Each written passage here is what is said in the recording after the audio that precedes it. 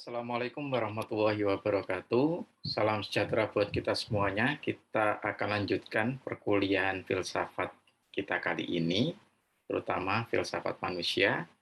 Hari ini kita akan membahas tentang konflik eksistensial manusia oleh Sartre.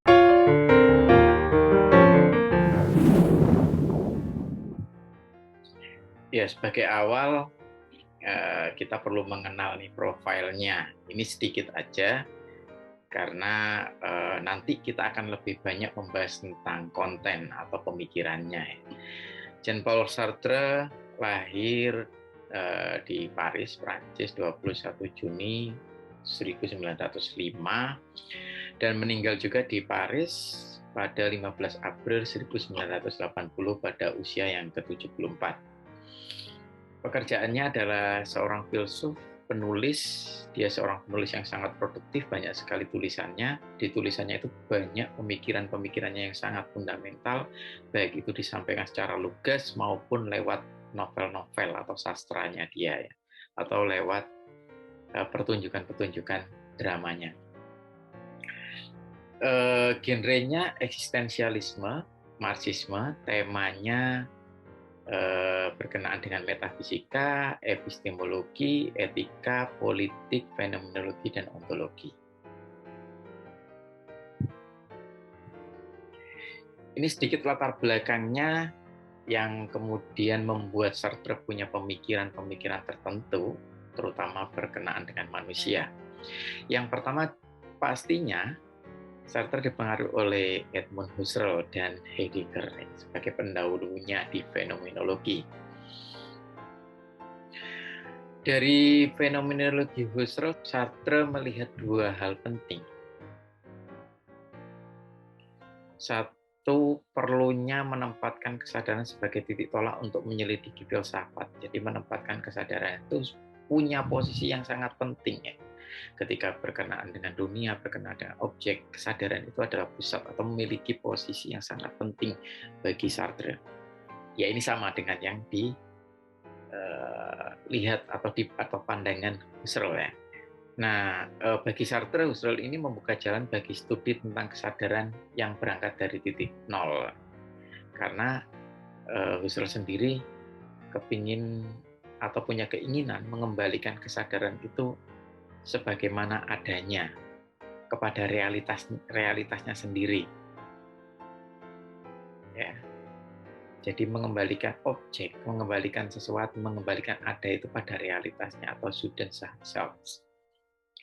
Nah, ini yang sangat mempengaruhi pandangan-pandangan Sartre.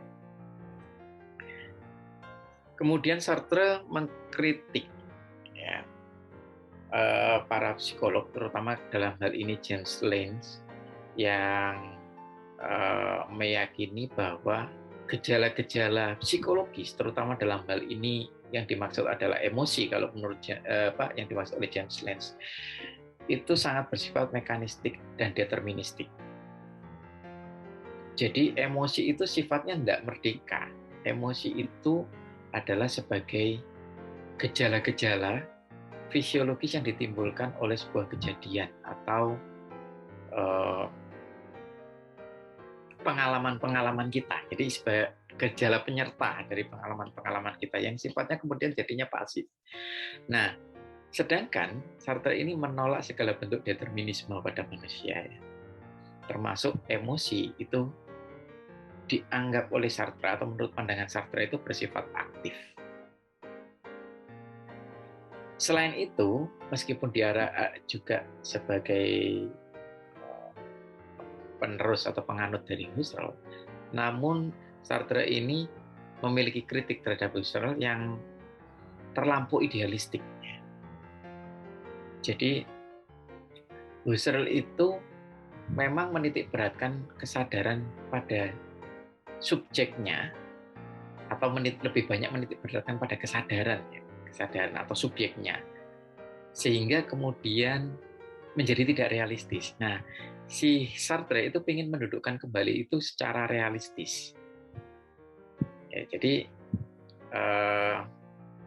dihubungkan dengan dunianya secara nyata. Nah, sehingga Ini lebih menyerupai atau lebih mirip dengan pandangan Heidegger dengan fenomenologi hermeneutiknya. Ini konsep-konsep utama berdasarkan rangkuman atau penyederhanaan konsep utama, bahwa konsep utamanya terdiri dari ini dari Francis Jensen ya. Dari Francis Jensen menyatakan bahwa ada 3 konsep utama, ada kebebasan dan ada tentang bastardi atau haram jada, dan ada pride atau kebanggaan. Mari kita bahas satu persatu. Pertama tentang konsep kebebasan dan ada. Sartre itu orang yang paling getol untuk merekonsiliasikan atau mendamaikan subjek dan objek. Jadi antara kita, saya, ya, dengan objek yang menjadi orientasi kita, yang menjadi objek sadar kita.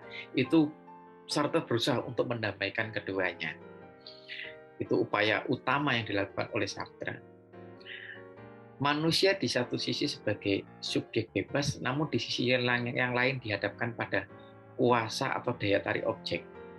Jadi sebenarnya ini kenapa kok perlu didamaikan? Karena ini sebuah pertarungan ya. Menurut Sartre seperti itu. Karena apa? Secara sadar dan tidak sadar, objek itu pun sangat mempengaruhi subjeknya, sangat mempengaruhi kita. Meskipun kita punya kuasa atas objek itu, tapi ya kuasa kita ditentukan oleh objek itu, jadi ini sebuah pertarungan. Jadi kebebasan kita sebagai manusia itu pada akhirnya juga ditempelkan pada objek-objek itu. Maka dari itu, objek itu adalah ancaman buat kebebasan kita sebenarnya. Ya, jadi kita itu selalu terikat pada daya tarik objek. Ini sama sebagaimana intensi manusia yang tidak pernah kosong ya. Jadi kesadaran manusia itu tidak pernah kosong atau yang bersifat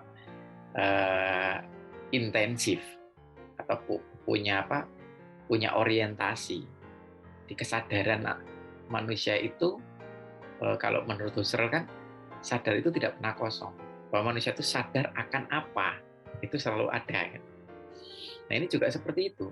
Jadi interaksi subjek-objek itu adalah sebuah pertarungan karena subjek itu akan kesulitan untuk merealisasikan kebebasannya karena adanya objek.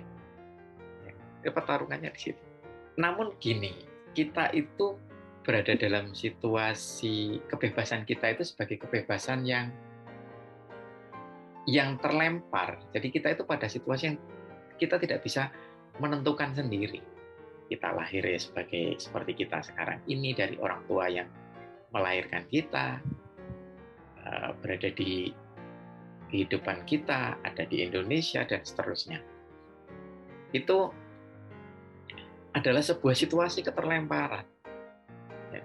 Jadi kita itu terlempar ada dalam dunia, berarti di antara atau terlibat dalam objek-objek itu. Nah, kalau kita melepaskan dari objek, kita hanya mengkaji tentang kesadarannya itu sendiri, maka sebenarnya kesadaran itu sifatnya sangat istilahnya sangat mengalir. Dan ini seperti gas. Tidak stabil, tidak kokoh, nggak mapan. Maka untuk menjadi mapan, dia butuh objek, karena kesadaran ini rapuh. Ya. Kebebasan ini rapuh, kebebasan yang kita miliki itu rapuh. Maka kita, kesadaran atau kebebasan kita, ya itu membutuhkan objek untuk memperkuat atau memperkokoh dirinya. Nah, kebebasan dan ada ini, pandangan Sartre tentang kebebasan dan ada ini mengarahkan pada tentang pandangan tentang ada yang subjektif, yaitu kita, atau disebut dengan Pursoa, dan ada yang objektif, atau sesuatu yang menjadi orientasi atau intensi kita, objeknya itu, atau disebut dengan Ensoa. Dua ada ini, yaitu kita, diri kita dan si objek ini, yang akan didamaikan oleh Sartre. Jadi itu misinya Sartre. Nah, konsep yang kedua tentang haram jada atau bastardi. Ini juga sebenarnya mirip dengan konsep keterlemparan dari Heidegger ya. Karena pada dasarnya Sartre sendiri sejak kecil itu kan yatim piatu yang hidup bersama kakeknya, sehingga dia juga melihat dirinya itu sebagai sebuah subjek yang sia-sia, yang tiba-tiba ada tanpa bisa bernegosiasi, berada di sebuah tempat, berada di sebuah situasi yang tidak bisa ditolak. Ya. Nah, kenapa konsepnya Harun Jada? Ya itu tadi, sebenarnya dilatar belakangi oleh kondisinya dia yang anak yatim piatu tadi. Nah, ini kemudian menempatkan pandangan dia tentang eksistensi kita yang lebih bersifat absurd, sia-sia, penuh permusuhan, prasangka gitu. Nah, ini awal mulanya pandangan Sartre memang mengarah kepada sisi-sisi negativistik ya.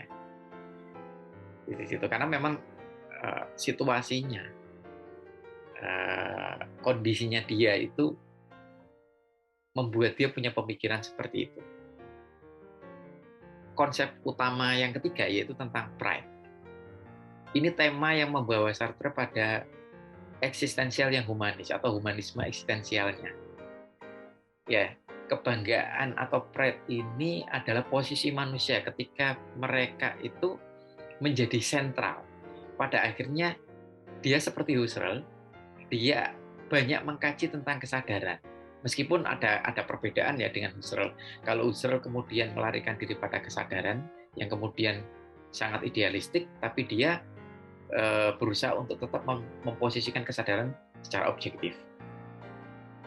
Jadi tetap ada pada dunianya yang nyata. Nah, tetapi pada akhirnya ketika kajiannya tentang kesadaran, ya ada misi untuk menghapuskan objek-objek itu karena akan mengembalikan kesadaran itu pada esensinya yang lebih bebas.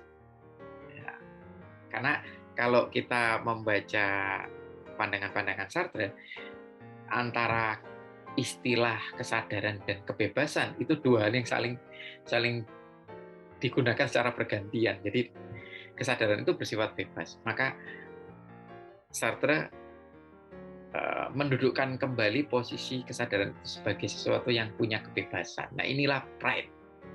Bahwa manusia, diri kita itu sebagai senternya. Ya. Jadi, persoalannya sebagai senternya. Ibaratnya itu, kalau dalam film itu, kita itu sebagai tokoh utamanya. Kita yang mengotak-atik dunia ini. Meskipun kita tidak bisa lepas dari juga dipengaruhi oleh struktur-struktur dunia ini, tapi pada akhirnya struktur dunia itu juga ditentukan bagaimana cara kita memandangnya. Jadi bukan objeknya itu sendiri yang menentukan. Meskipun objek ini mempengaruhi, tapi sebenarnya tidak deterministik, tidak menentukan kita, tapi kita yang menentukannya.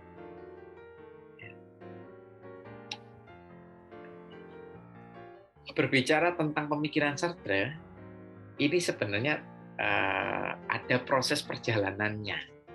Ada perubahan-perubahannya. Ada 4 periode dalam pemikiran Sartre, mulai dari periode pra-fenomenologis, periode psikologi fenomenologis, periode ontologi fenomenologis, sampai dengan periode eksistensialisme fenomenologis. Mari kita bahas satu persatu.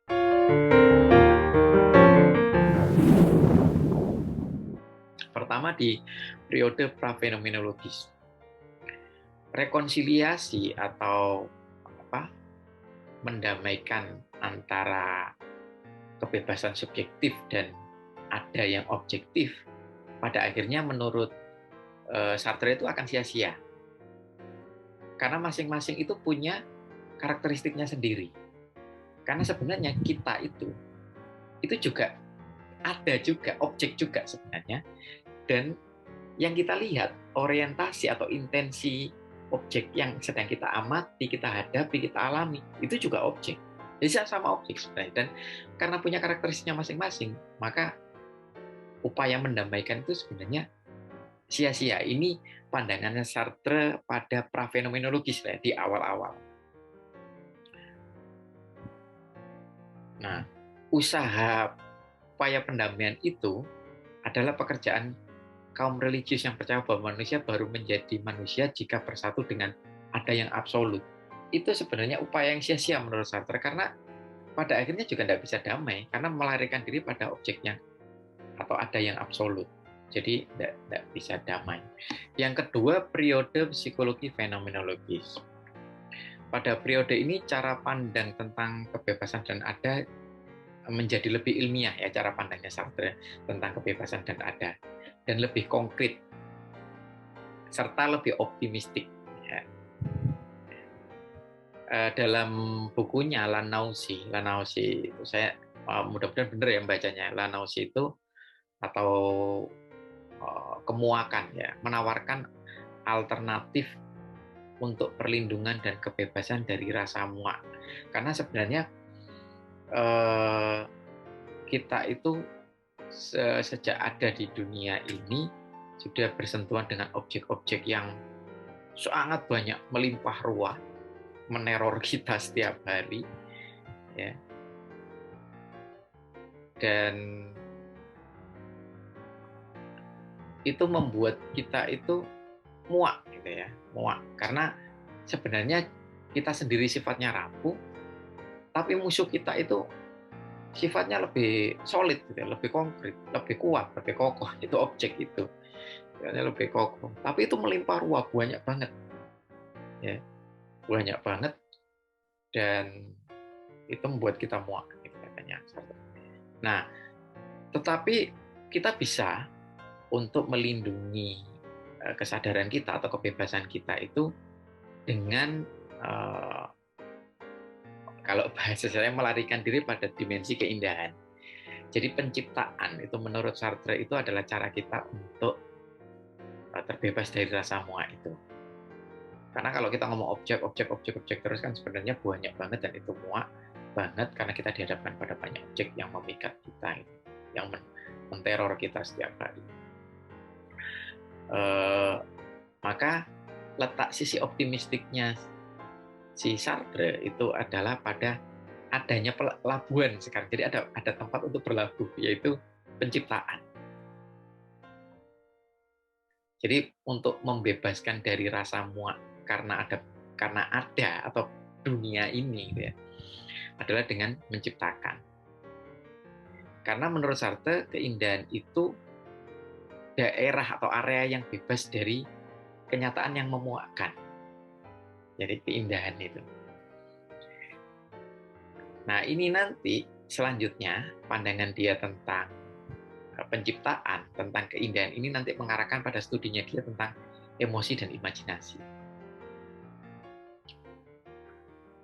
Nah, emosi ini mempunyai arti atau peran, mempunyai makna karena berlandaskan pada pilihan, motif, dan harapan tertentu. Jadi emosi itu punya orientasi dan bersifat aktif. Namun, emosi ini adalah menurunnya kesadaran secara spontan. Nah, pada saat orang mengalami emosi, itu berada pada kesadaran yang prareflektif. Jadi ketika dia bersentuhan langsung dengan sebuah pengalaman, sebuah objek, maka dia mengalami reaksi secara emosi. Ya, emosinya akan muncul di situ ketika kita berinteraksi dengan sesuatu. Dan pada saat itulah peran kesadaran sedikit menurun, ya, jadi digantikan oleh peran emosi itu. Nah, tetapi emosi ini membuat kesadaran kemudian melakukan tindakan, ya. Karena pada saat kita bersentuhan dengan objek, ketika kita berinteraksi dengan sesuatu, kemudian emosi itu muncul, maka kesadaran itu jadi melakukan peran, ya. Jadi emosi itu menggugah kesadaran untuk melakukan peran dengan membuat sasaran-sasarannya secara magis, yakni dengan melarikan diri dari realitas. Jadi mencari cara untuk bisa melindungi dirinya, ya, kesadaran untuk bisa melindungi dirinya dari emosi itu, ya, dari emosi-emosi itu. Jadi konsekuensinya manusia tidak bisa lepas dari tanggung jawab yang ditimbulkan oleh emosi. Jadi tetap tindakan-tindakan kita atau sifat emosi yang aktif itu tadi kan melahirkan aksi, melahirkan tindakan-tindakan kita gitu ya, yang kemudian juga mengandung tanggung jawab di situ, sehingga emosi itu membuat kita tidak bisa lepas dari tanggung jawab. Di emosi itu sifatnya aktif dan kemudian melahirkan tanggung jawab. Nah, bagaimana dengan imajinasi? Imajinasi ini adalah cara kita untuk menarik diri dari kenyataan kausal. Kita itu kan selalu dihadapkan pada objek-objek yang kemudian mengikat kita. Ketika kita terikat dengan objek-objek itu, maka kita akan terjebak dalam sebuah kenyataan kausal, sebab akibat ya. Karena kita kan saling mempengaruhi itu dengan objek itu. Itu kan membuat kita terjebak pada kenyataan kausal. Nah, imajinasi adalah alat atau cara kita untuk melepaskan dari situ. Dengan cara apa? Dengan cara menidak. Jadi menegasikan kenyataan itu. Jadi memunculkan sesuatu yang tidak ada di kenyataan itu adalah cara pemberontakannya imajinasi ya, untuk terbebas dari dunia ya. Itu pandangan Sartre di periode psikologi fenomenologis.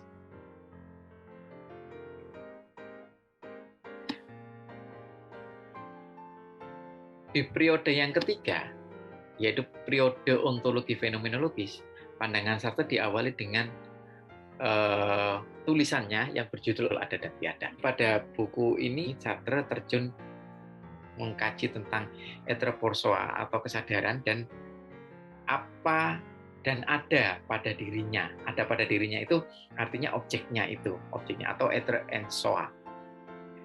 Ya. Jadi keberadaan objek yang kita hadapi gitu ya, yang dia juga punya karakteristik tadi ya. Kita punya karakteristik sebagai etroporsoa, dan si objek ini adalah punya karakteristiknya sendiri atau etre ensoa yang sedang kita hadapi. Namun pada akhirnya perhatian Sartre lebih banyak kepada kesadarannya sih. Ya sama kayak Husserl pada akhirnya ya. Karena dalam buku ini etre ensoanya itu tidak begitu banyak dibahas, dan kemudian yang dibahas dengan panjang lebar itu adalah tentang kesadarannya atau etroporsoa. Etre ensoanya hanya sedikit sekali dibahas di situ. Nah, pada era ontologi fenomenologis ini, Sartre berpandangan bahwa kesadaran itu sebagai awal mula ketiadaan. Ini beda banget ya dengan Heidegger ya, yang justru ketiadaan itulah yang memicu ada atau memicu sesuatu menjadi ada. Karena kompensasi dari ketiadaan itu harus mengadakan sesuatu gitu ya, kalau di Heidegger. Tapi kalau di Sartre ini justru ketiadaan itu berawal dari kesadaran, adanya kesadaran itu. Karena apa? Karena ketiadaan itu bukan terjadi begitu saja tanpa campur tangan kesadaran. Maka sesuatu yang tiada dianggap tidak ada itu karena kesadaranlah yang melakukannya. Pelaku utamanya ya kesadaran itu yang meniadakan sesuatu. Jadi asal mula ketiadaan itu ya dari kesadaran. Karena apa? Karena kesadaran itu yang mampu mengingkari ada. Mengingkari sesuatu objek yang ada itu diingkari, sehingga dengan menegasikan atau menidak itu, maka itu ada peran imajinatif di situ. Nah, tetapi selain bersifat negatif ini, kesadaran juga punya sifat positifnya, yaitu memberikan makna bagi ada. Karena kesadaran itu selain meniadakan, mengingkari yang ada ini, tapi juga bisa memberikan makna. Periode berikutnya adalah periode eksistensialisme fenomenologis. Sartre menyatakan bahwa eksistensialisme adalah suatu humanisme. Nah, ini mulai sisi-sisi humanistiknya ada keluar di sini ya. Eksistensialisme fenomenologis ya. Tidak ada universum di luar universum manusia. Jadi manusia yang penentunya. Jadi tidak ada sesuatu hukum universal, sesuatu yang umum selain karena manusialah yang menetapkan itu gitu kan ya. Karena manusialah yang membuat itu. Jadi tidak ada universum di luar universum manusia. Universum manusia itu universum hasil dari proyek transendensi diri dan proyek aktif subjektivitas manusia. Jadi kita, upaya kita. Nah, ini yang oleh Husserl itu upaya-upaya yang kita lakukan itu baru murni kalau kita itu memurnikan diri kita atau menjadi subjek transenden, itu kalau katanya Husserl. Pandangan yang lebih optimistik tentang manusia yang dianggap sebagai anugerah, bukan gairah yang sia-sia. Jadi Sartre lebih optimistik dalam hal ini di era eksistensialisme fenomenologis ini. Jadi jika kita mengakui bahwa kesadaran itu memiliki kebebasan absolutnya dan sekaligus punya tanggung jawab atas kebebasan itu, maka dari sinilah dia berpikir lebih optimistik. Jadi dasar dari hubungan manusia bukan lagi konflik. Ya. Di awalnya pada periode sebelumnya, yaitu di ontologi fenomenologis, itu Sartre menganggap bahwa interaksi manusia, awal mulai dari interaksi manusia itu adalah konflik. Jadi sebenarnya manusia itu kan subjek, masing-masing itu adalah subjek. Manusia satu, manusia dua, manusia tiga, semuanya itu subjek. Ketika itu berinteraksi, maka interaksi pertama itu adalah konflik. Itu katanya Sartre pada periode ontologi fenomenologis. Jadi ketika kita bertemu dengan orang, kita merasa subjek, terus orang kan benda-benda di sekitar kita itu dianggap objek, termasuk manusia lain itu. Nah, kemudian manusia lain itu akan melihat juga benda-benda di sekitarnya, termasuk melihat kita sebagai objek. Nah, kita sama-sama mengobjekkan nih. Jadi subjek-subjek aktif ini sama-sama mengobjekkan. Dan ketika dua-duanya menyadari teks saling berinteraksi gitu ya, maka keduanya akan berjuang untuk mempertahankan subjeknya masing-masing, untuk mempertahankan dirinya masing-masing. Itu jadi interaksi awal dari manusia itu pada dasarnya konflik. Itu menurut pandangan Sartre di periode ontologi fenomenologis. Tapi di periode eksistensialisme fenomenologis ini, pandangannya jauh lebih optimistik. Hubungan manusia bukan konflik lagi, tetapi kebersamaan, berkolaborasi. Jadi ketika orang melakukan sesuatu, itu tidak hanya didasari oleh upaya untuk kepentingannya sendiri, tapi juga bisa untuk kepentingan orang lain. Nah, mulai dari sinilah tindakan-tindakan atau pengaruh-pengaruh Sartre itu terhadap kehidupan bersosial, kehidupan untuk orang lain itu muncul. Jadi pembebasan eksistensi manusia bukan lagi dengan cara berlindung di bawah anugerah keindahan. Jadi tidak hanya itu, memang itu bisa ya membuat eksistensi kita itu terlindungi, kebebasan kita itu terlindungi dari sesuatu yang memuakkan, yaitu banyaknya objek-objek itu. Keindahan itu bisa, dengan melakukan penciptaan memang iya, bisa. Tapi tidak hanya itu. Di era eksistensialisme fenomenologis ini, Sartre menawarkan alternatif yang lain, yaitu dalam perjuangan sosial atau melakukan aksi-aksi sosial untuk orang lain. Sekarang kita akan bahas tentang karakteristik utama fenomenologi Sartre. Jadi ada beberapa hal yang akan kita bahas ya, yaitu tentang tema penyelidikannya Sartre dan metode penyelidikannya.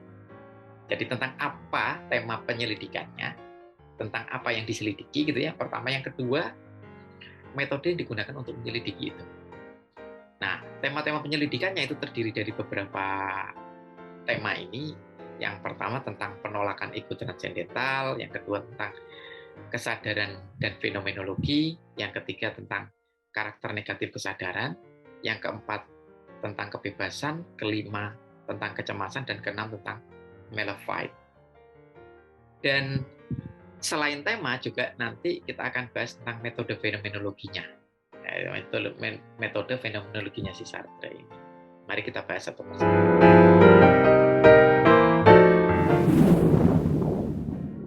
Yang pertama tentang penolakan ego transendental. Nah, soal ego transendental ini kan pandangannya Husserl ya, yang menyatakan bahwa ketika kita mau mengkaji tentang ada gitu ya, tentang ada sesuatu, objek, maka kita harus memurnikan diri kita. Kita harus menjadi ego yang transenden, gitu ya. Jadi melepaskan dari asumsi, praduga, teori tentang objek. Maka kita harus memurnikan diri kita. Nah, itu menjadikan kita sebagai ego yang transenden. Sartre itu menolak ini, ego transendental. Nah, kalau Sartre itu menyetujui Husserl dalam hal kembali kesadaran, tapi tidak melepaskan dari objek atau dunianya. Maka si Sartre ini tidak mengakui atau tidak melarikan diri hanya pada kesadarannya, tapi kesadaran yang tetap ada dalam dunianya. Maka dia meyakini bahwa ego itu hanya tampak pada eksistensinya di dalam dunia atau di dalam realita ini, atau disebut juga dengan ego eksistensial. Jadi bukan ego transendental. Jadi si Husserl menolak ego transendental dan kemudian meyakini ego eksistensial. Nah, ini tema yang kedua dalam kajiannya Sartre, yaitu kesadaran dan fenomenologi. Ini kontribusinya Sartre terhadap ilmu psikologi itu di sini sangat besar ya, tentang kesadaran dan fenomenologi itu. Ada dua kesadaran menurut Sartre, yaitu kesadaran prareflektif. Ketika kita bersentuhan sama objek untuk pertama kalinya, ya, itu disebut sebagai kesadaran prareflektif. Ketika kita hanya tahu aja, atau ya aware lah, orang bilang aware, ada objek, ya, tapi belum memikirkan objek itu. Tapi ketika sudah menelaah, memikirkannya, maka kesadaran kita berubah dari kesadaran prareflektif menjadi kesadaran reflektif. Itu tema tentang kesadaran dan fenomenologi. Tema yang berikutnya tentang karakter negatif dari kesadaran. Tadi sedikit sudah kita bahas bahwa sumber ketiadaan itu sebenarnya adalah kesadaran itu sendiri. Nah, ini kebalikan dari konsepnya Heidegger yang menyatakan bahwa ketiadaanlah yang membuat kita itu mengadakan sesuatu, melakukan kompensasi-kompensasi. Maka yang memunculkan kesadaran itu adalah ketiadaan. Nah, ini justru berbeda. Sartre menyatakan bahwa kesadaran itulah yang memunculkan negasi atas ada. Menidak ada, ya, si adanya itu, objeknya itu ditidakkan, gitu ya. Jadi memunculkan hal-hal yang di luar ada.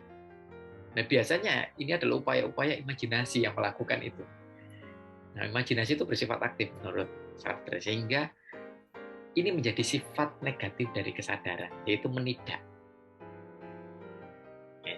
Jadi yang disebut ketiadaan itu adalah ketidakhadiran dari bagian-bagian yang hilang dalam totalitas ada, totalitas objeknya. Jadi ketiadaan itu bukan bersumber dari ada atau dari objek itu, tapi dari kesadaran kita sebenarnya yang menidak itu tadi. Itu karakteristik negatif kesadaran. Terus tema yang berikutnya adalah tentang kebebasan.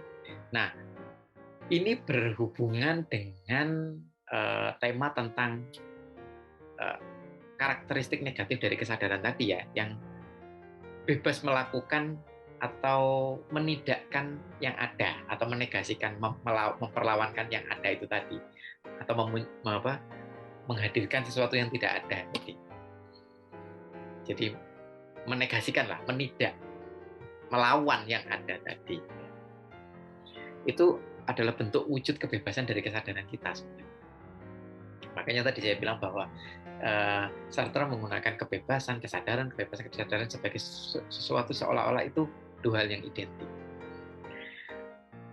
Karena karakteristik yang melekat pada kesadaran itu adalah kebebasannya itu. Kajian fenomenologi Sartre tentang kesadaran bermaksud membuktikan bahwa kesadaran imajinatif mengandaikan kapasitas manusia untuk menjauh dari kausalitas dunia. Jadi melepaskan dari perangkap-perangkap kausalitas. Karena kita itu tidak bisa lepas dari objek. Begitu kita terlempar, maka kita terikat sama objek itu dengan hubungan kausalitas, saling mempengaruhi. Maka untuk memurnikan dari situ, melepaskan dari situ, maka imajinasi inilah yang bekerja untuk menegasikan yang objek-objek tadi. Nah, itu untuk bisa menjadi dirinya itu kesadaran harus terbebas dari kausalitas dunia itu. Nah, ini jadi unsur positif kemudian. Jadi selain tadi kesadaran punya sifat atau karakteristik negatifnya, nah ini jadi unsur positif kemudian, yaitu bahwa kesadaran itu sendiri punya pilihan akhirnya ya. Jadi kesadaran itu tidak lagi hanya soal negatif menidak pada dunia, tapi pada saat yang sama kesadaran itu berarti punya pilihan, punya kebebasan. Ya, bisa menjamin eksistensinya. Nah, tema yang berikutnya adalah tentang kecemasan. Nah, kalau Heidegger mengartikan kecemasan itu karena ketiadaan. Ketidakhadiran sesuatu itu sumber kecemasan kalau menurut Heidegger. Tapi kalau menurut Sartre, itu jauh lebih terbatas dan praktis. Yang membuat orang itu mengalami kecemasan itu justru karena kesadaran itu memiliki kebebasan. Jadi gini, kebebasannya dari kesadaran itu kan sifatnya tidak ajak ya, rapuh, goyah. Maka dia butuh objek. Ya. Maka sebenarnya sifat originalnya kesadaran itu yang ini yang bebas ini membutuhkan sandaran, dan kebutuhan-kebutuhan seperti inilah yang melahirkan tanggung jawab akhirnya. Jadi kebebasan itu melahirkan tanggung jawabnya. Ini seperti sebuah paradoks yang tidak bisa terlepas ya, tidak bisa dipisahkan. Jadi kehadiran kebebasan tanggung jawab itu kenapa kok bisa menjadi sumber kecemasan? Karena ini menunjukkan jadi kebebasan yang punya pilihan tadi menunjukkan sisi-sisi kelemahannya. Ya akhirnya terlempar dan terikat pada kausalitas itu. Ya kausalitas yang pertama dari kebebasan adalah tanggung jawab. Dan hal ini menimbulkan kecemasan. Nah, kenapa kok seperti itu? Nah, ini ada konsep yang sedikit mirip tapi pada konteks yang berbeda ya dari Heidegger. Kalau Heidegger masing-masing subjek itu punya karakteristiknya sendiri-sendiri, berpikir tentang objek itu sendiri, tidak dipengaruhi maksudnya tidak berinteraksi. Artinya gini, dia memutuskan sesuatu atas objek itu ada pada tangannya sendiri. Pada saat itulah seseorang itu merasa lonely ya, merasa sendiri, merasa kesepian pada saat itu. Dan ini mencekam, itu katanya Heidegger ya. Tapi kalau di Sartre juga ada hal seperti itu, tapi pada konteks yang berbeda, yaitu ketika seseorang itu harus memikul tanggung jawab itu secara sendiri, di dia sendiri gitu, yang memikul tanggung jawab itu. Tema yang berikutnya adalah tentang Malafide ya. Malafide. Sartre mengakui bahwa kecemasan datang secara tidak disadari. Jadi awalnya tetap kecemasan itu hadir pada kesadaran prareflektif. Jadi ketika kita menghadapi pengalaman yang pertama kali, itu kecemasan itu muncul. Nah, tetapi kita itu berusaha untuk mengkompensasi atau melindungi diri kita itu dari kecemasan-kecemasan itu. Caranya dengan apa? Dengan melakukan malafide atau memalsukan diri kita. Jadi menipu diri kita sendiri. Kita menyangkal kebebasan kita sendiri. Jadi kalau kesadaran itu identik dengan kebebasan, kita justru mengingkarinya untuk melindungi kita dari kecemasan-kecemasan. Misalnya kita melarikan kondisi kita pada nasib, mengatakan bahwa itu karena nasib, karena takdir, ya. Atau kemudian muncul pernyataan-pernyataan seperti ya sudahlah kita memang rakyat kecil, atau ya kalau memang pemimpin maunya begitu ya sudah. Jadi melarikan pada pihak-pihak ketiga, objek-objek luar diri kita. Itu untuk apa? Untuk melindungi kita dari rasa cemas itu. Kalau kita menanggung, memiliki tanggung jawab itu sendiri, ya ini kalau di dalam konteksnya Heidegger ini sama kayak kita itu memilih untuk tidak otentik. Tetapi agak berbeda ya, tapi berbeda ya. Kalau memilih tidak otentik itu sebenarnya juga melindungi melindungi kita ya, melindungi kita dari memikul tanggung jawab itu sendiri.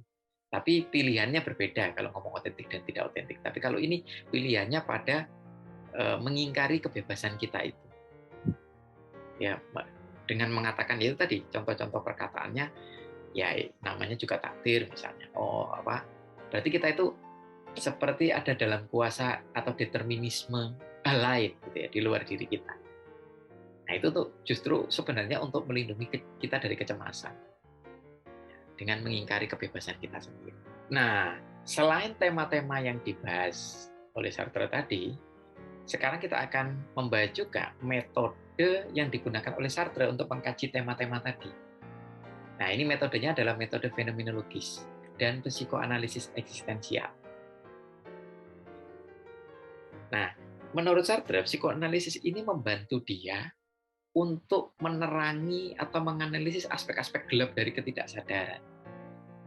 Ya, yang memang hal ini menarik perhatian Sartre ya. Ini ketidaksadaran itu menarik perhatian Sartre. Ia percaya bahwa perilaku-perilaku yang tampak itu didorong oleh hal-hal yang lain. Dan perilaku-perilaku tampak itu adalah atau memiliki perilaku-perilaku tampak itu memiliki makna-makna simbolis. Nah, kekuatan penggerak dari perilaku tampak inilah yang perlu dikaji lebih dalam lagi, gitu ya. Hanya saja Sartre menolak konsepsi-konsepsi yang terlampau deterministik dan mekanis dari psikoanalisis. Ya, jadi Sartre tetap memegang prinsip bahwa manusia itu bebas, aktif, tidak dideterminasi gitu ya. Dan menolak determinisme. Nah, untuk mengkaji ketidaksadaran ini diperlukan hal-hal yang bisa dijangkau oleh kesadaran.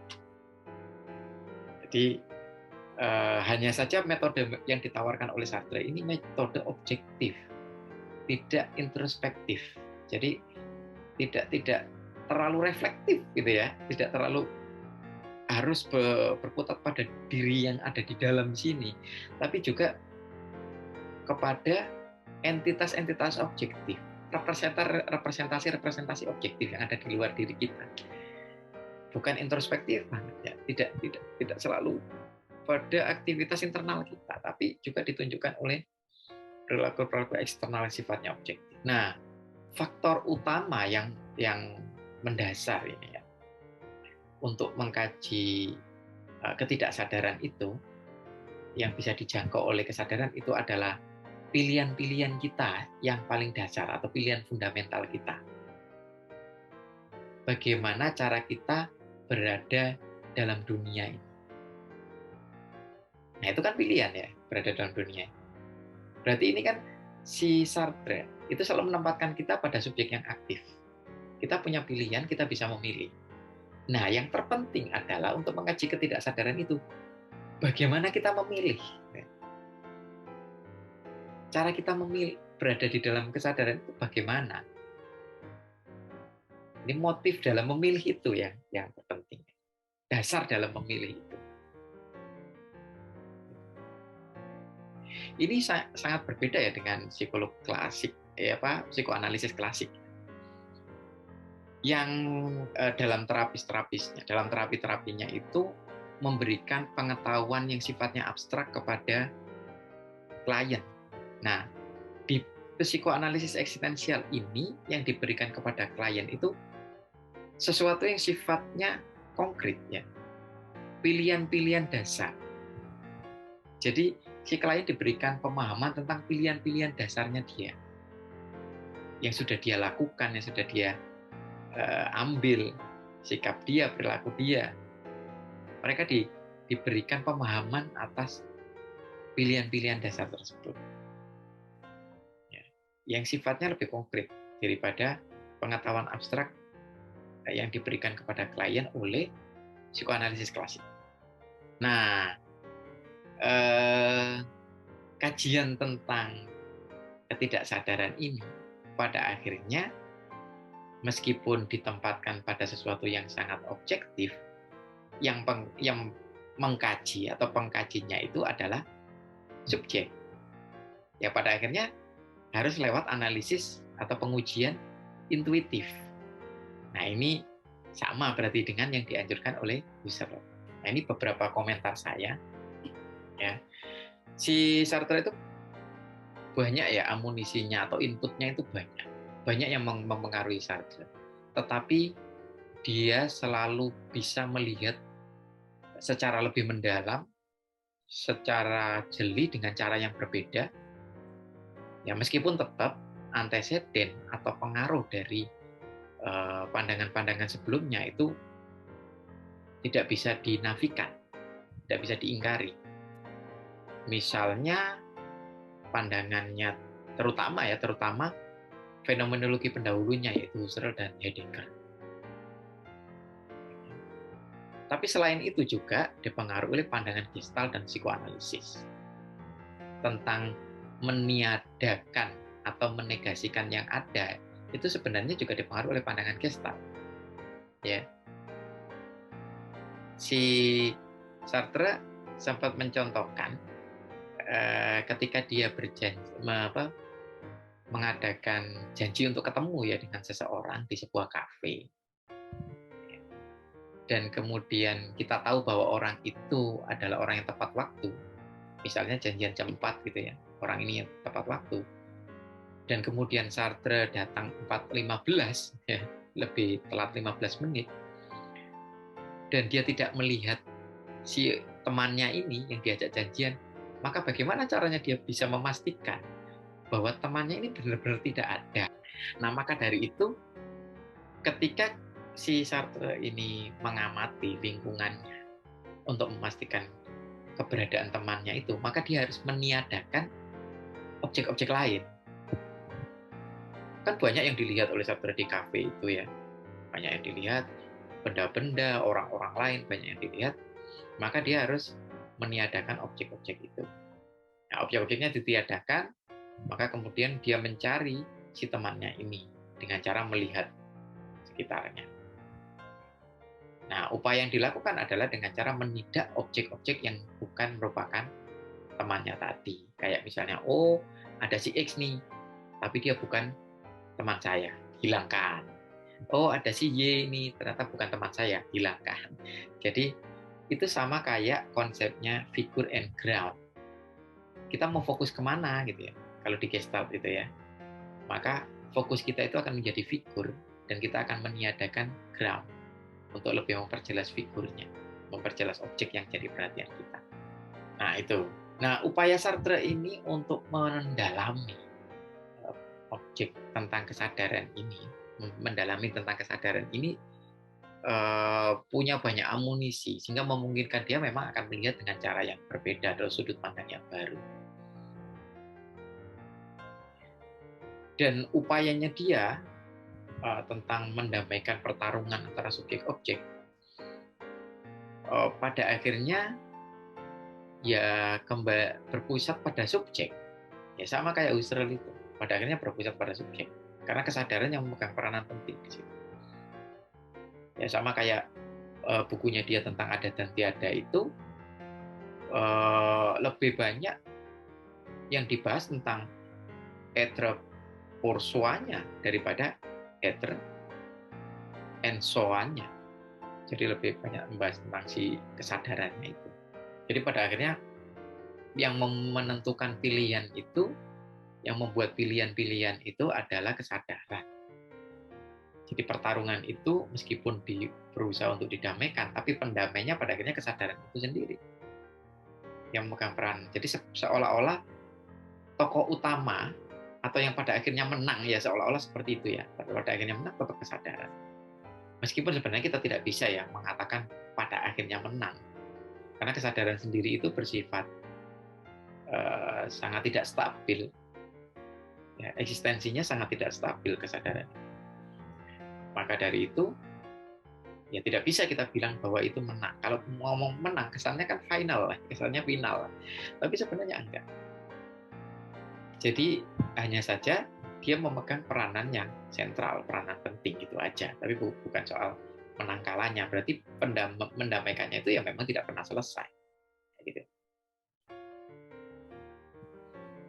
Jadi kita memang tidak bisa mengatakan itu jadi sia-sia, tapi memang ya tidak pernah selesai. Karena akan mengarah pada pertarungan-pertarungan yang baru. Ya. Karena selain memang posisi kesadaran itu tidak stabil dan dibanjiri oleh objek atau ada oleh dunianya. Selain itu juga interaksi antar manusia, ya kalau kita tadi kan ngomong tentang interaksi manusia objek, interaksi antar manusia itu sendiri juga didasari oleh konflik kan awalnya itu ya, didasari oleh konflik.